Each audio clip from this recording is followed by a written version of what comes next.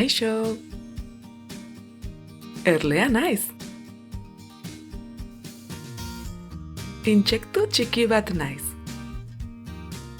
5 begi ditut, 2 handi buru erdian, eta 3 txiki hauen artean. Antenak ditut. Ahoan mi luze bat dut, eta mingainarekin nektarra xurgatzen dut.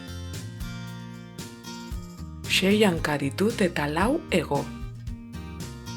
Nire hegoei esker, haizearen mugimenduak hautematen ditut, eta horrela, zuk inoiz entzungo ez dituzun soinuak aditu ditzaket.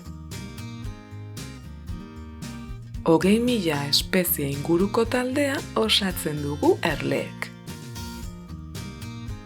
Baina guztien artean, espezierik ezagunena etxe erlea da. Erle espezie gehienak bakartiak dira. Hau da, ez dute erlekumerik osatzen. Baina badira espezie batzuk sozialak direnak. Ni adibidez, erlekume batean jaio nintzen.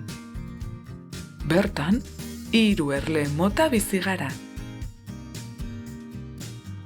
Erreginak, arrautzak erruten dituena. Langileak, eginkizun guztiez arduratzen direnak. Abia eraiki, janari bila joan, arrautzak zaindu, eta azkenik erle mandoak. Alperrak dira bai, baina beharrezkoak ere, haiei esker, erreginak arrautzak jarditzake.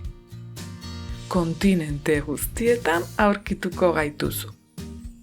Antartikan izan ezik, bertan ez dago lorerik, eta gu loreen nektarraz eta polenaz elikatzen gara. Horrekin ezti gozoa egiten dugu. Lore baten usain gozoa datorkit. Lanera noa ba. Hurrengora arte. Ze nahiago duzu?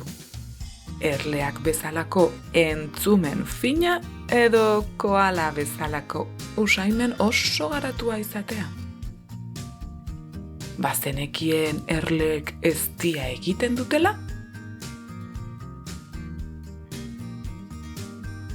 Agur!